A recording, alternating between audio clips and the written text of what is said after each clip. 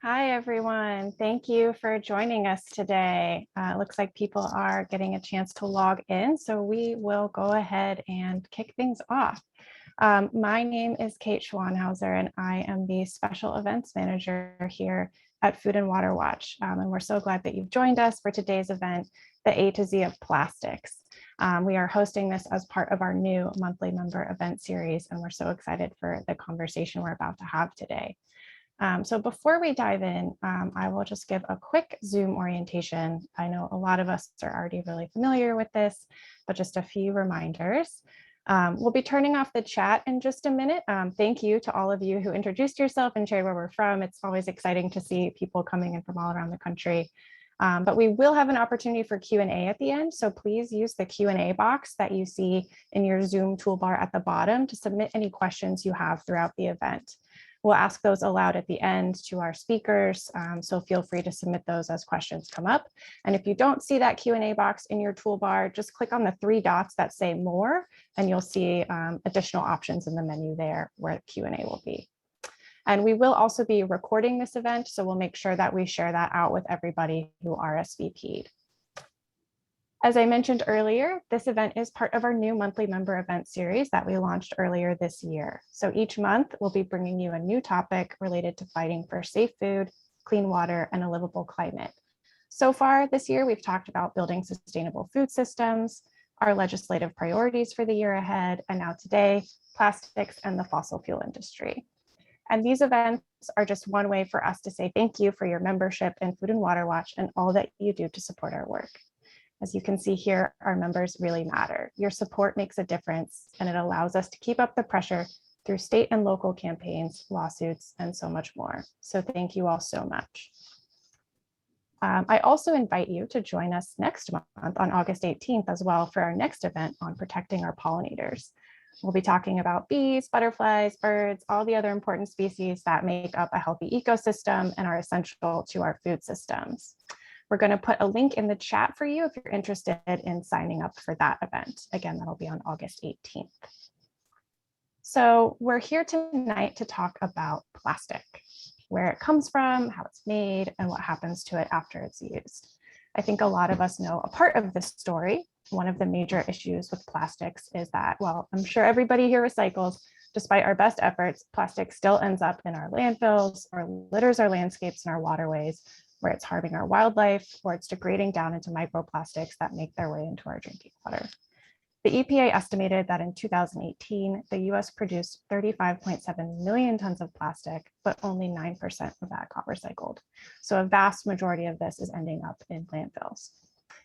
But where does this plastic come from in the first place? And why is there just so much of it?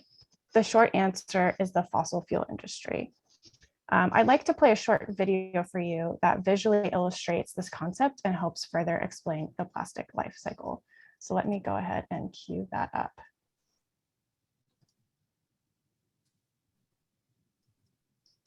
Hey everyone, my name's Justin, also known as Think Noodles by my fans on YouTube, and that really annoying guy my kids can't stop watching whose voice haunts me at night by their parents. When I was 12, my dad shared his lifelong dream of becoming a scuba diver, so we got certified together while living in Indonesia. We took weekend father and son dive trips and explored all of the sea life that the nearby islands had to offer. It was incredible. Returning to Indonesia a few years ago, my wife and I visited the same dive sites and enjoyed so much with my father, only to find that nearly all of the sea life had been destroyed by coral bleaching caused by climate change. It was nothing like I remembered when I was a kid. What happened? Did you know that people in the US alone buy over 500 million water bottles every week? Where does all this plastic end up?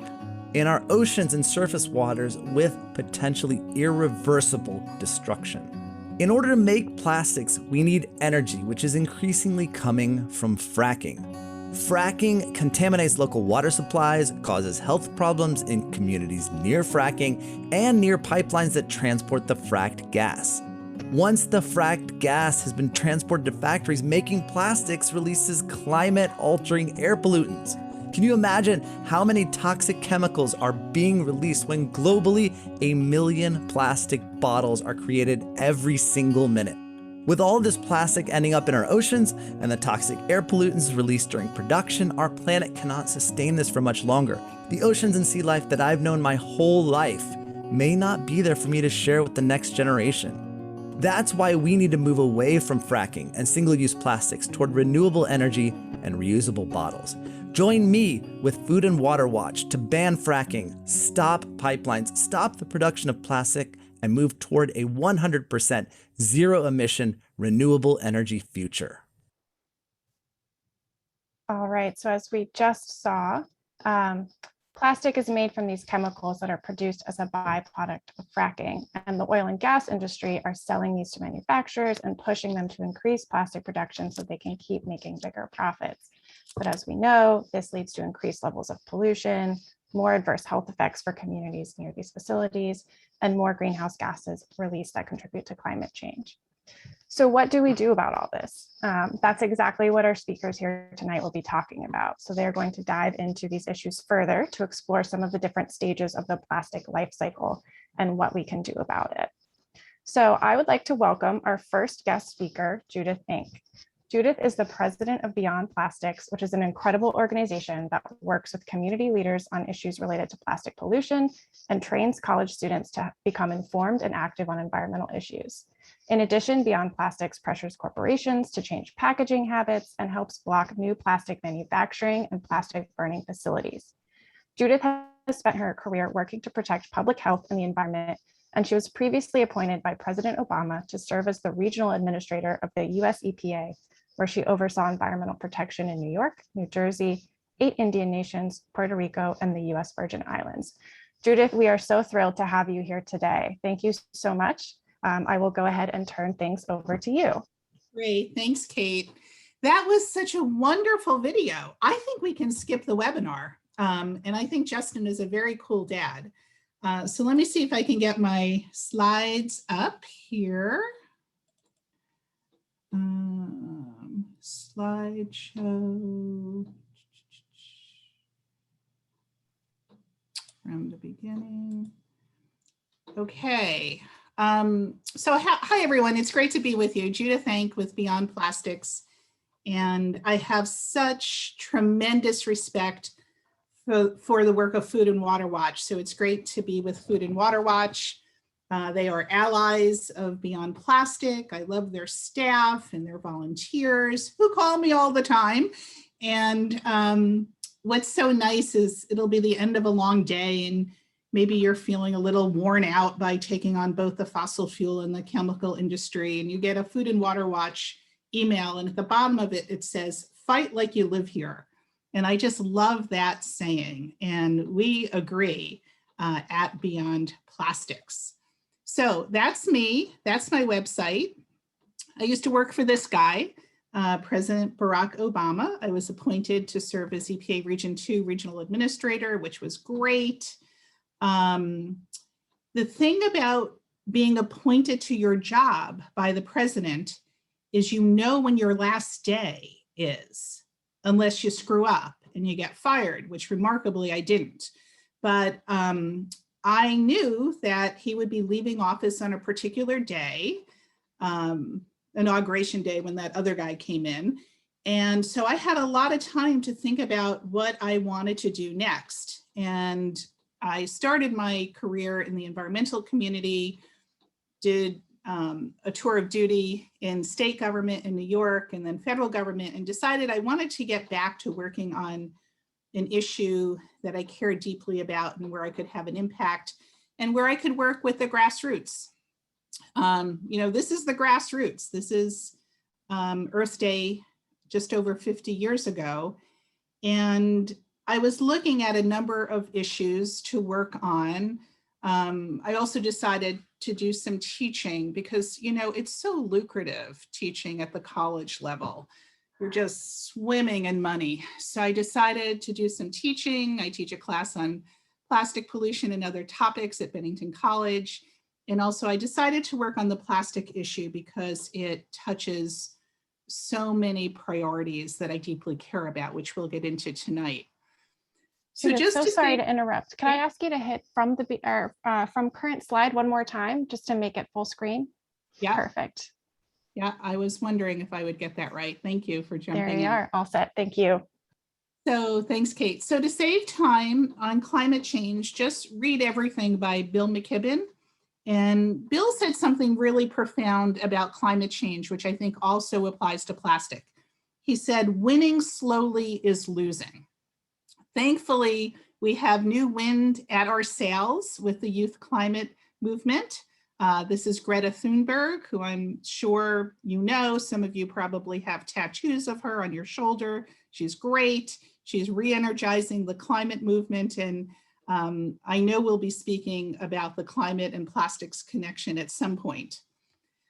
I decided to work on plastics because of this. Fundamentally, we are not a sustainable society, particularly in the United States. I'm not going to repeat these stats. You can see them.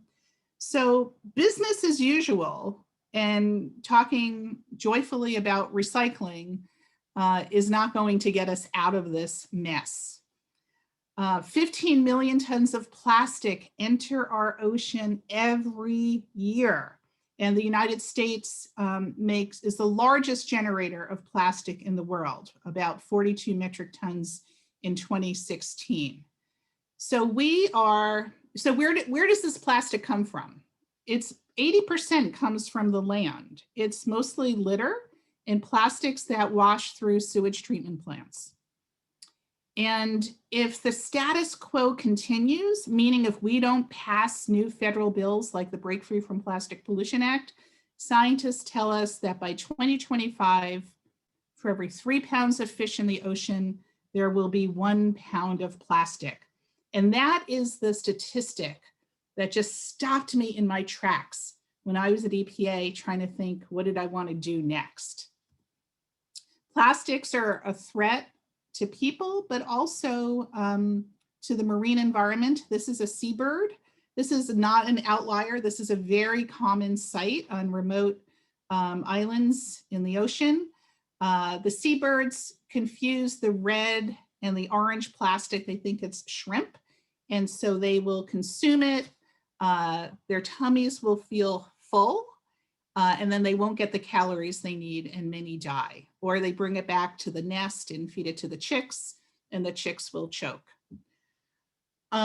So much is going on in the ocean, and that has gotten a lot of attention because I want you to just kind of have this visual in your head. Plastic water bottle or plastic bag gets littered on a city street. It gets washed into a storm drain after a rain. It goes into a river and then the ocean. It gets out into the ocean, and the wave action and the sunlight in the ocean will make the plastic brittle from the sun. And then the wave action acts almost like a paper shredder. So one plastic bag, one plastic bottle will become hundreds and then thousands of pieces of plastic, specifically microplastics. We know that over 663 species have been impacted by plastic pollution. Now, plastics historically were made from chemicals and fossil fuels, most notably oil. They're now made from chemicals and a byproduct of fracking. Jim and Ginny will talk more about fracking. But I want to flag for you the issue of ethane crackers. Write this down.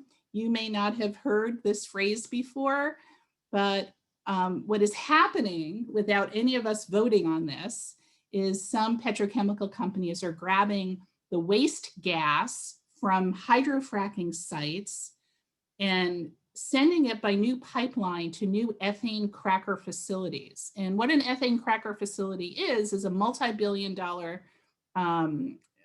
facility owned by a little mom and pop company like Shell or ExxonMobil. They take the ethane, they heat it to a very high temperature, and they crack it. That's why it's called a cracker facility. And then they create the main ingredient, little plastic pellets that are used to make single-use plastic packaging. This is a picture of a new ethane cracker facility coming online outside of Pittsburgh in Bucks County, and it's being constructed by Shell, likely to open this year with lots of taxpayer support from the good taxpayers of Pennsylvania. There are about 46 ethane cracker facilities being considered and actually in permitting. So it means they're quite seriously along the approval process. 46 in the United States, most in Texas and Louisiana. And these are super emitters of carbon dioxide and air toxics. There's one in particular I want you to really focus on, and that's the Formosa facility in St. James Parish in Louisiana. This is a photograph of Sharon Levine with Rise St. James. She is standing up for her community. She's fighting like she lives there. She was recently awarded the prestigious Goldman Environmental Prize because she's been working tirelessly with her neighbors and other organizations to try to stop the Formosa plant, which is basically a gigantic plastic production complex proposed in, quote, Cancer Alley in Louisiana. This facility will be a major source of hazardous air pollutants, 360 tons a year of hazardous air pollutants, things like benzene, formaldehyde, ethylene glycol. Formosa would also emit 390 tons a year of particulate matter or soot. The state of Louisiana has already given it permits allowing it to emit 13.6 tons of carbon dioxide every year. So if Formosa in Louisiana comes online, it will be the largest new source of carbon dioxide emissions in the entire country. All is not lost. I'm not optimistic that the state of Louisiana will do anything to protect its residents in this low-income community of color. This is an environmental justice issue because these petrochemical facilities are almost always sited in low-income communities of color. But all is not lost because all eyes are on the Biden administration, President Biden, Vice President Harris. My former agency, the EPA, could object to the air toxics permit issued by the state of Louisiana. They have not yet, but they should and they could. And also the Biden administration could stop the destruction of wetlands at the site through the Army Corps of Engineers permits. So write this down: Formosa, St. James Parish, Louisiana. This is Joe Biden's first real environmental test. Will he side with a large multinational corporation that wants to put billions of pounds of new plastic pellets into the environment? Or will he side with the people of Louisiana who are already exposed to massive amounts of air toxics and CO2 emissions? This is why Formosa is being proposed to provide more plastic packaging in our supermarkets. This is a typical scene. 42% of plastic ever produced was for plastic packaging. And think about this. I mean, we've all purchased these items. It's not our fault. It's good to avoid plastic and try to use reusables. But if you're in any American supermarket, it's almost impossible. And this plastic, we'll eat our mangoes in 20 minutes, and then the plastic stays with us for decades, if not centuries. The plastic packaging also has toxic additives, and the additives can migrate into our food. If you've learned nothing else tonight, here's my little tip: never eat microwavable popcorn, because the liner of the bag has PFOA in it, a forever chemical. It's a grease-proof barrier, and we know that PFOA in drinking water has been linked to cause kidney cancer, testicular cancer, thyroid disease, and other illnesses. All of us are consuming about 1 credit card size of plastic every week. It's in the air we breathe, and it's in food and beverages that we consume. This past January, we saw a peer review report, a scientific report paper come out from a team of Italian scientists. For the first time, evidence of microplastics found in the human placenta on both the maternal side and the fetal side of the placenta. We know that plastic is entering our bodies. There's twice as much microplastic in bottled water than in tap water. There's plastic in seafood, particularly things that you eat whole, like shrimp, clams, and mussels. And here's the upsetting thing. This is when people start to lose hope, but we shouldn't lose hope. We can't recycle our way out of the problem. Plastic recycling is only at about 8.5%, which is substantially lower than other material. You should watch the movie, The Story of Plastic, put out by the amazing group, The Story of Stuff, that chronicles the journey of plastic from the United States and Europe to other countries. So plastic recycling has been an abysmal failure. So what are we treated to now? Chemical companies and fossil fuel companies are now suggesting that they can do chemical recycling, or advanced recycling, they call it, when most of the time it's just taking waste plastic and attempting to turn it into fuel. The big problem with that is many folds, including it doesn't deal with the front end problem of fracking and plastic production, but also the problem with these chemical recycling facilities is most of them don't work. They are mostly news releases. But that is the narrative that the petrochemical industry is pushing. Beyond Plastics is doing a webinar next Thursday night targeting a bill in New Jersey, and go to our website for information on that. So you know the solution. It's to make less plastic. And to do that, we need to take political action. This was, I spoke at a protest in Albany, New York, protesting the Trump-Pence proposal to do offshore drilling, which we won on. My sign says Polars for Solar. And for a lot of people, before taking political action, you need to be educated. So take my online class, Moving Beyond Plastic Pollution. I teach it every semester at Bennington College. Since COVID, we offered it online. Most of the students audit the class, or you can take it for 1 college credit. The class starts September 1st. It's every Wednesday night for 2 hours for 7 weeks. It gets rave reviews.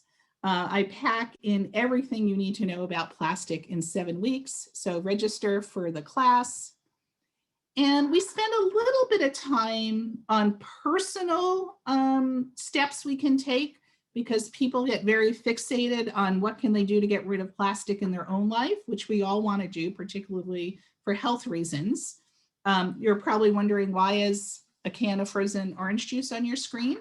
Because it's an example of reducing plastic. Look in your own refrigerator, see how much plastic is there.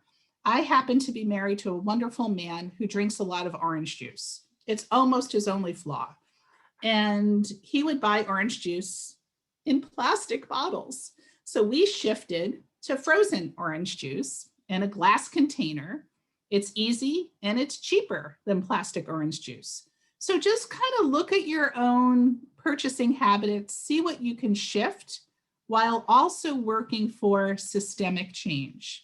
Our website, we have a model bill called the Plastic Trifecta.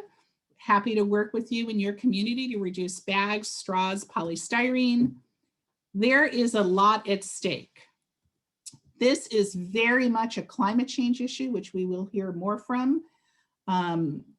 Climate change is here. Just look at the newspaper every day. This is a picture from Puerto Rico after Hurricane Maria and Irma hit. I have a deep affection for Puerto Rico, good friends there. When I served at EPA, I worked on environmental matters there for almost 8 years. The Caribbean is being battered by climate change. Australia, wildfires. We can insert pictures of the American West, drought, wildfires. And there are alternatives, renewable energy and non-plastic solutions. So are you in? Can you join us? It's about the turtles, but it's also about us. Follow us on social media. We love Twitter. We probably overtweet. We're also on Facebook and Instagram. Support Beyond Plastics. We are a small nonprofit. We're feisty. We always need money. Go to our website or send us an old-fashioned check. We would be grateful.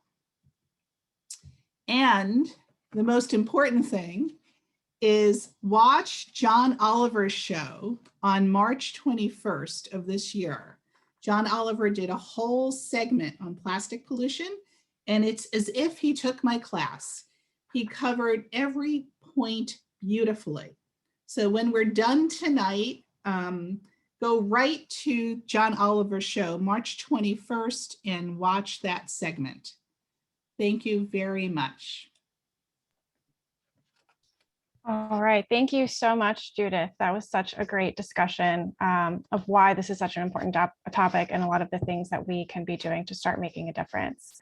If anyone has questions for Judith, don't forget we will have time for live Q&A at the end, so please feel free to use that Q&A box to type your questions in, and we'll have some time for that momentarily. And now I would like to introduce my colleague, Ginny Marcel Kerslake. As we know, there are serious and immediate consequences to communities from the fossil fuel infrastructure that is feeding the plastic production pipeline. Ginny, unfortunately, has been directly impacted by this. She lives in Chester County, Pennsylvania, and in 2017, drilling on the Mariner East pipeline project began just across the street from her home. So I would like to welcome her now, and she will share a little bit about her story. So thank you so much, Ginny, for being here today. And for leading your community on this issue. Thank you, Kate, and Judith, thank you. I learned very much, and it was also very entertaining. Hi, everyone. I'm going to share with you a story about one aspect of plastics production, one that people don't really associate with plastics so much, but it's an integral part of it. And it's impacting my community, as Kate told you, and many other communities, and that's pipelines. Specifically, I'll be talking about the Mariner East, which is a 350-mile long pipeline project by Energy Transfer, and it runs eastward across Pennsylvania from the Marcellus Shale, and it transports fracked ethane and some butane and propane to the port, where it's then put on ships and transported overseas for plastics production. Like it goes to those cracker plants overseas that Judith was talking about in Louisiana and building in Beaver County, Pennsylvania, which is west of where I live. But this project is for export. Once it's completed, Mariner East is 3 pipelines. It's a repurposed 8-inch pipeline that was built in the 1930s, and 2 new pipelines, a 16-inch and a 20-inch. And together, they would transport roughly 740,000 barrels a day. That's enough to make 1 billion single-use water bottles per day if it were used entirely for water bottles. So my family's Mariner East story began 7 years ago with a knock on the door by a land agent who had an easement that she wanted us to sign for 2 new pipelines. She told us that these pipelines would be just like all the others that are around Chester County. She also told us that it would take 2 weeks to construct and that we wouldn't even notice construction. And she also told us that we didn't really have any choice in the matter. If we didn't sign the easement, that Energy Transfer would take us to court because they had been given eminent domain for this project.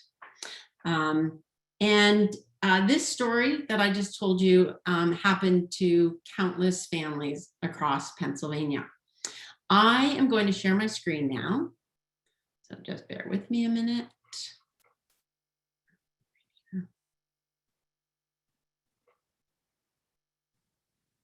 Okay, great. So the reality of construction has been something very different than what we were told. In Chester County, where I live, construction began in 2017 and it's still ongoing. What you're looking at in this picture is a horizontal directional drilling site that's right across from my house. My house is here where these trees are, and this is a very large apartment complex. And you can see just how it encroaches on that property and on those people's lives. It's been there for 4 years. Construction is intolerable, disruptive, and destructive. It has resulted in frackouts of drilling mud, some as large as thousands of gallons on the land and into waterways, including reservoirs in state parks. This is a frack out of 8,000 gallons of fracking mud.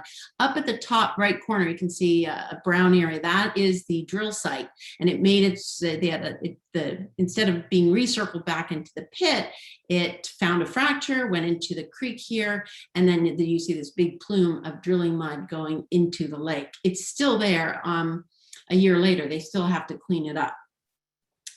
The water seeps have been formed, swamping private property. Septic beds have been ruined, wetlands have been impacted, and forests chopped down. Private wells across the state have been destroyed, some in areas where there is no public option for water. So there are families that have been living for 2 or 3 years now without clean running water in their homes. Sinkholes have been forming. Most notably in my township in West Whiteland, there have been 35 sinkholes formed from Mariner East construction. Several sinkholes in one neighborhood not far from me permanently forced 5 families from their homes. And since February, at least 9 sinkholes have been created on this very problematic section of Mariner East construction. That's about a half mile from my house. What you're looking at here is them filling the largest of them. It was 23 feet long, running parallel to the 2 active Mariner East pipelines. They're 2 old 90-year-old pipes that have been repurposed. And it was 23 feet long, 10 feet wide, and it was mere inches from the active 8-inch Mariner East pipe. Had that sinkhole been just inches to the east, it would have resulted in a rupture of that pipeline. Which brings me to our biggest concern. Even worse than the construction impacts of this project and the impacts to the environment and private property and our constitutional right to clean water from that construction is the threat that Mariner East presents to public safety. Mariner East is an inherently dangerous project being built by a corporation with one of the worst histories of leaks in the business. When Mariner East leaks, the gases that are liquefied under high pressure go back to their gaseous state. And because they're denser than air, they hover close to the ground and they'll form a vapor cloud. The vapor cloud can be ignited by things as common as a car engine, a lawnmower, a doorbell, a cigarette, or even a cell phone.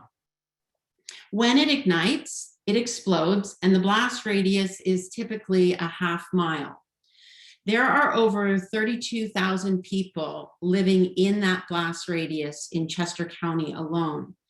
Over 11,000 of them live in my township of West Whiteland. When there is a leak of Mariner East in these densely populated communities, it will be catastrophic. There are questions of how will we even be notified of a leak?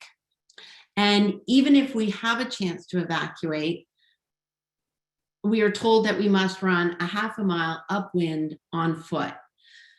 So what are those people supposed to do who can't do that? Mariner East travels through backyards. You can see this is a pretty impactful picture with the kids' playground equipment right there. It goes through playing fields and apartment facilities. The pipes here are going right in between these two large buildings where people live just feet from these pipelines. It also goes alongside senior living facilities. Here's one in Chester County, and special needs facilities. There are also over 40 schools in the blast zone across the state. We have no credible emergency plan to warn and protect us when Mariner East leaks. No credible plan to protect all the people who live, work, shop, go to school, dine, play, etc. in the blast zone. Quite frankly, Mariner East is a failure of our government and our government agencies that are responsible for protecting the environment and protecting people. So, as our government has failed us, our communities have organized with the help of groups like Food and Water Watch, and we've been working hard to halt this project and to stop anything like this from happening to other people. Fracking, pipelines, and plastics, you really can't have any of them without the others. So our fight on Mariner East is a part of the same fight that's happening across Pennsylvania and elsewhere on every aspect of the life cycle of plastics. So I thank you for your part, your interest, your engagement in this fight, and I look forward to answering any questions you might have at the end. Thank you all for being here. Thank you so much, Jenny, for sharing that story. I think it just really illustrates why this is such an important issue that we all need to be paying attention to. So appreciate all the work that you and your community members are doing as well. So finally today, I do want to turn things over to Jim Walsh, who is our Senior Energy Policy Analyst here at Food and Water Watch. He educates decision makers on national policy campaigns to help facilitate a rapid and just transition off of fossil fuels. So today he's going to share a little bit more about what Food and Water Watch is doing. I'll turn it over to you, Jim. Thank you. Great. Thank you very much, Kate. And Ginny, thank you for sharing that really powerful, moving story of what your community's undergone. And I can't sing the praises of Judith enough and what a great ally she is. And I appreciate you being here tonight, Judith. And I also would like to just really thank all of our audience members and our members and supporters. I feel really privileged to work for an organization like Food and Water Watch, where I can come to work every day and fight for issues that I believe in, that are important, that are going to help to make things better for people in Ginny's community and elsewhere. And that wouldn't be possible without all of our donors and supporters and action takers. Because when I go meet with members of Congress and their staff, they're not listening to me because we're right and that we're on the right side of history. They listen because of all the actions that all of you take to help us build support for these efforts and move these issues forward. So thank you all very much. I'm going to share a slide deck here with folks. So let me take this out and bring that up. So fossil fuels and plastics are really go hand in hand. And like a horse and carriage, as the song goes. And I want to talk about that connection today to that industry really deeply, and also kind of the industry's plan for plastics and why it's so important. It really is the next phase of fossil fuels we're seeing. And it's an effort to really squeeze the every bit of profit out of this dying industry. The industry sees the writing on the wall, right? There are folks in California have recently pushed the Newsom administration to reject fracking permits in the state recently, and are still pushing the administration to shut down facilities like Aliso Canyon's storage facility, which is an environmental disaster. We're seeing activism growing against pipeline development and the president shutting down and refusing to permit certain pipelines. But as Judith says, there are still other projects that the industry is pushing for, and they're pushing for them in the Gulf Coast. They're pushing for them in Appalachia. They're pushing them in other places in the Northeast. They're pushing them in California, and this is really the plastics industry and the next phase of fossil fuels, and where the industry is trying to go, really to hedge against the losses that they're expected to receive in the energy sector and the transportation sector as we transition away from fossil fuels. And we need to do it quickly, for sure. And so this is really the way that the industry is going, to essentially create a new plastic economy out of plastics and out of fossil fuels. And so as we look at the impacts of fossil fuels and fracking, we've talked about how, we see these pipelines that are being developed. Everybody's familiar with the fracking problems that occur from that and the issues that come along with fracking, and that those are really the basis of plastic development. But the next phase is this phase of carbon capture and utilization and storage. And this is really, and for folks who aren't familiar with this process of CCUS, sometimes it's referred to CCS, carbon capture storage, carbon capture utilization and storage. What we're referring to is an industrial process that captures CO2 and then seeks to utilize it or store it in geological formations. And so some of these CO2 projects, these carbon capture projects, are actually at smokestacks, and they propose to put them at smokestacks at power plants and refineries. There's also a desire to create direct air capture facilities that will pull CO2 out of the atmosphere. And the idea then is that you have this CO2, what do you do with it? And there are some proposing to take this CO2 and put it into geological storage. So essentially pumping it into saline aquifers to sequester and store the CO2. There are a number of problems with that. That make that a really questionable practice. Some of the concerns that can come from geological storage is that when you pump it into these saline aquifers, you actually change the chemistry of the water and can create a more acidic water that can actually break down the rocks in the where the CO2 is being pumped, and then potentially create fissures that could find other ways to get to the surface, in the same way that we see uncontrolled methane leakage happening in oil and gas fields. The same sort of thing could potentially happen with CO2 storage. And the main place, though, that they're actually putting the captured CO2 now is into extracting oil, and through this process called enhanced oil recovery. So the advocates who are backing in the oil and gas industries who are backing carbon capture and storage talk about this as a climate solution. Well, you can't have a climate solution that is actually pumping more oil out of the ground. And the oil and gas industry is referring to this as enhanced oil recovery, as a way to extract, to squeeze the last little bits of oil out of an oil well that are difficult to reach. But the thing I want to talk about, and really how this relates to practice, is the refining it into new products. And this is the utilization. The industry is planning to actually build out plastics infrastructure to take CO2 and then refine that CO2 into feedstocks for new plastics. And they're calling this a way to make plastics without fossil fuels.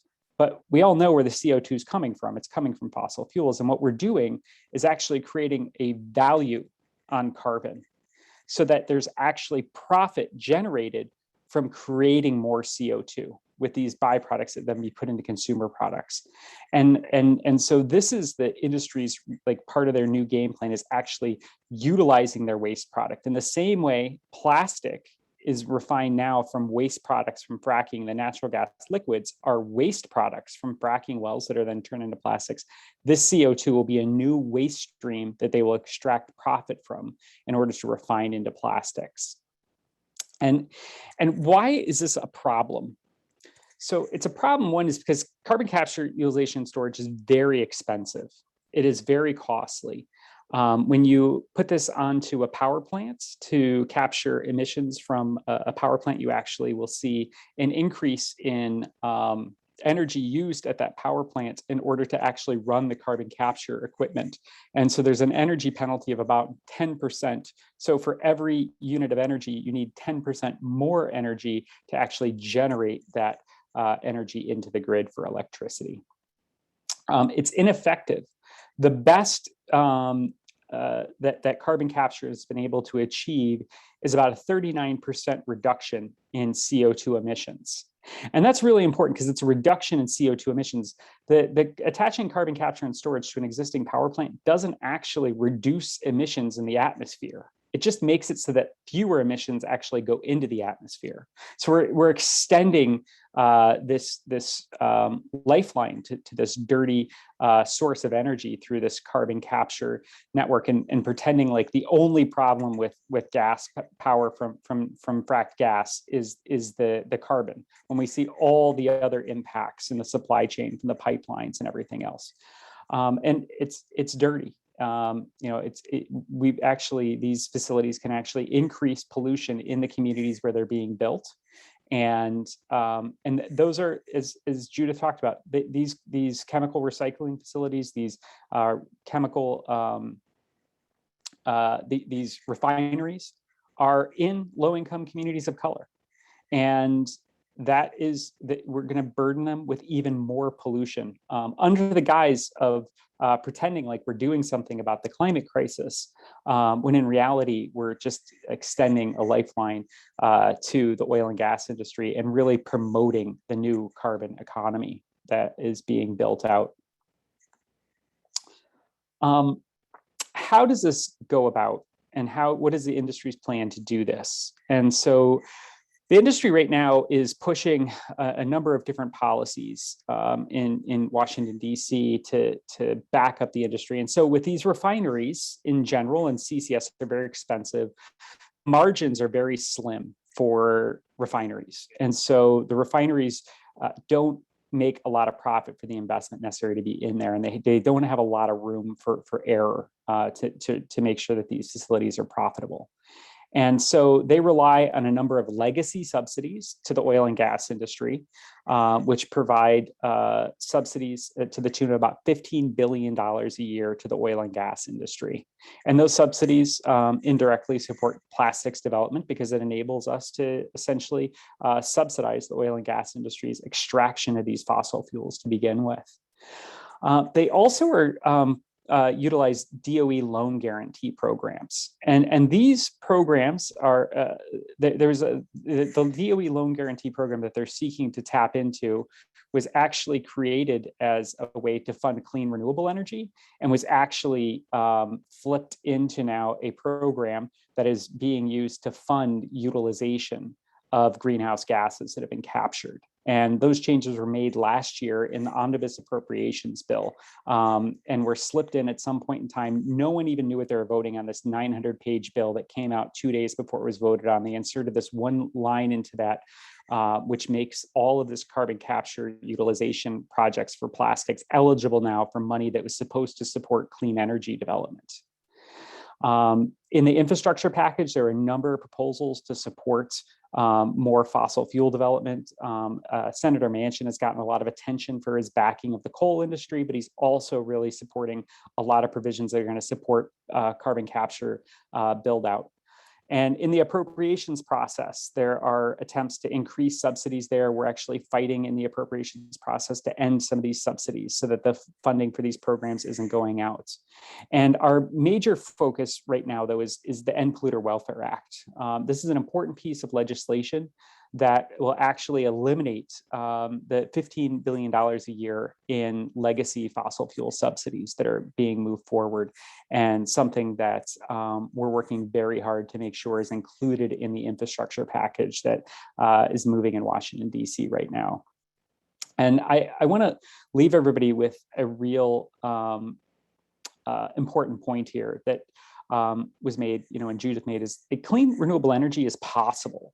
we can actually do this. We can live in a world without plastics, right? We've only really seen this explosion of plastics in, really the last 20 or so years. And it's been really amping up since fracking really took hold. And so we don't need to generate all these plastics. We can actually live without them. We did for generations in the United States and for millennia as human beings without these sorts of things, and that are really threatening our planet and our environment. And we can also exist on clean renewable energy. We have the technological ability to do it. It's technologically feasible, it's affordable, and it's actually cheaper than staying on fossil fuels. But we need to make a commitment to put communities first and continue to put pressure on elected leaders to support an end to these dirty subsidies that make fracking and the oil and gas industry and plastics possible. If we can cut off these funding streams, we will put a major dent in the future development of fossil fuel projects in general. And thank you so much.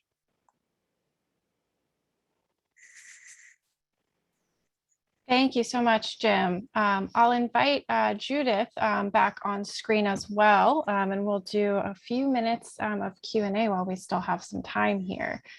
So Judith, I will direct the first question to you. One that came in was, you mentioned reducing single-use plastic purchasing and use. What are some other ways that we can be reducing our footprint? Well, I try to be super careful with not using a lot of plastics in my life, and it is impossible. There are many, many things you can do. But what we really need is systemic change. So I want to call people's attention to a very important bill in Congress called the Break Free from Plastic Pollution Act.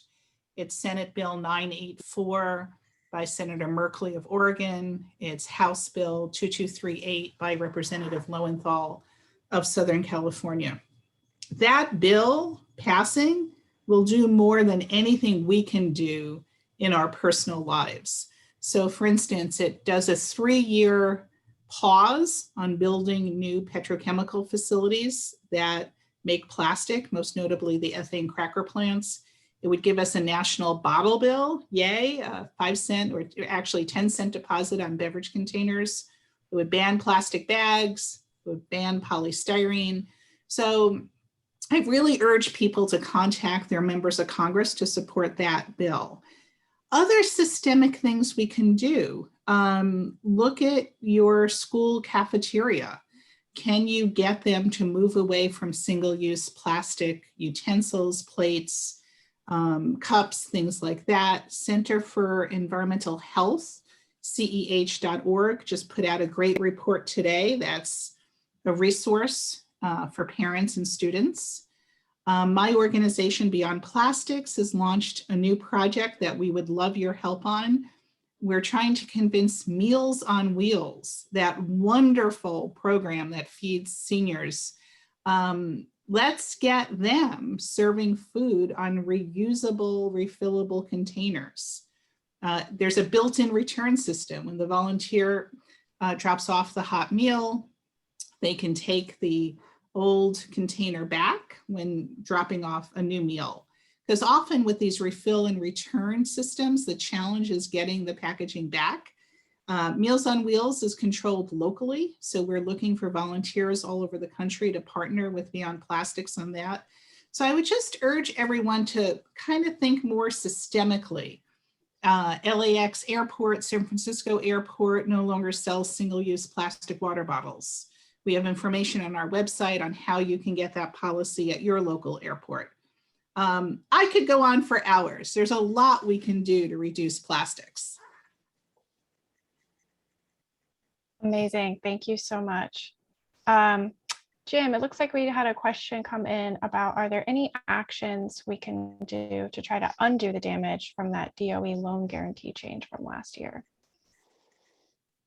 Yes, we are working to do that. We're actually working with a few members to get an amendment in the appropriations process right now that would restrict that funding from going to any plastic, fossil fuel, or petrochemical facilities or infrastructure to support those projects. And so that actually I had a call with a staff person strategizing on that just before we hopped on this call. And so that is, I think, the near term policy that we can move forward in the near term when we're working to make sure happens. So folks who don't know, when Congress passes a bill, they also have to provide funding for the bill. And so when something becomes law, it needs the resources to actually carry that law out. And so if you can restrict the funding for a program and associate in appropriations, you can actually impact the ability of that program to be carried out in the way that the legislation is actually deemed to be written. And so that's what we're really working to do, is to control those resources and prevent them from actually going to the plastic, petrochemical, and fossil fuel industry. And if I could just add one thing, I was so struck by Ginny's presentation. I mean, I've heard of the Marina East pipeline, but her information was so compelling, and the visuals. Thank you, Ginny, for painting that picture for us and reminding people that all of that environmental destruction and potential public health damage is to export material to make single-use plastic packaging in other countries. I mean, I totally oppose fracking, but they could argue it's being used to heat homes in the winter. This destruction is to make cheap single-use plastic packaging. There's just something so profoundly wrong with that picture. So that's why this webinar is so terrific, connecting the plastics issue directly to the fracking and climate change and petrochemical build out issue. It's all linked. Yeah, if I could jump in on that, Judith, we kind of hear that a lot. A lot of us are, we want to see fracking banned outright, but even for people who like their natural gas stoves or whatever, this is a pretty pure fight that we're in. There's really nothing good about Mariner East or projects like it, and the consequences are so extreme when this leaks, and eventually it will. Thank you both. I mean, I think honestly, that was just a perfect way just to sum up the conversation that we've just had and how important this is. And as you both mentioned, how this is so linked together. We have unfortunately run out of our time together here tonight. So I appreciate everybody for being here. I just want to run through a couple of final pieces of information for you. We would love for those of you who are on the call today to please take our survey. We really appreciate your feedback on our event, so we'll put a link for you in the chat there. And finally, as I mentioned, this is part of a new monthly event series. So next month, we'll have another conversation on protecting our pollinators and the work that we and other organizations are doing on that front. So we'll make sure that you have a link to RSVP for that event as well. And exciting announcement, we are hosting our first ever virtual conference this year. That will be on September 30th. We'll put a link in the chat for more information on that as well. But if you've been enjoying this member event series, we think you'll really enjoy this conference. It'll be a half-day event. We'll have 2 tracks of sessions for you to choose from, and we'll have a mix of educational content on issues just like this, and some skill building and training workshops, as well as some special guest speakers. So you can check out foodandwaterwatch.org/benefit if you are interested in registering for that event. And so with that, thank you all so much for being here this evening for this important conversation. We'll follow up with you over email with some of the information and links that were shared today. as well as the RSVP link for next month's event. So thank you all so much and have a wonderful evening.